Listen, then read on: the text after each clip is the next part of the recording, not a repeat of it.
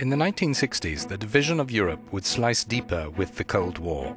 Berlin, in the wake of Allied victory in World War II, was still drawn and courted into British, French, American and Soviet administrative sectors. Life was better in the western half than in the communist eastern half, which called itself the Democratic Republic of Germany, GDR, and so Germans were deserting it for the Allied side. This greatly vexed the Soviets and East German authorities, losing millions in population, and so they built what they called their anti-fascist rampart, the Wall.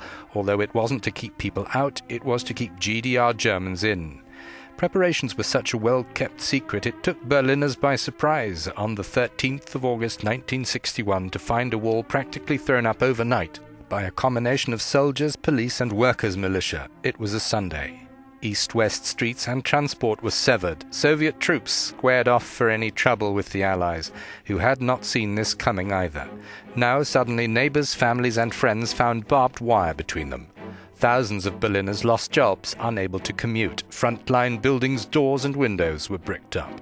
The wall was in fact to become two of them, 3.6 meters high, with clear line of fire, mined and tripwired no man's land, 5 to 150 meters wide, separating them.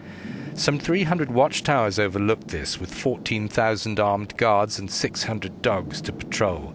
Some of the guards, more than 1,000, had other ideas, like 19-year-old Konrad Schumann, who hopped it when the deadly strip was just 3 days old. Thousands of ordinary Germans tried to breach these fortifications to escape the GDR. Attempts were punished and 136 people died trying, many of them shot, even pregnant women. The first to die was one Ida Siegmann on the 22nd of August in a failed jump from her window.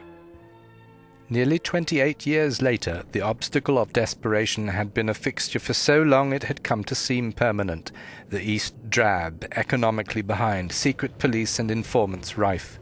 Demonstrations for freedom broke out all over the foundering communist state in September 1989. Then the authorities finally flung open the gates.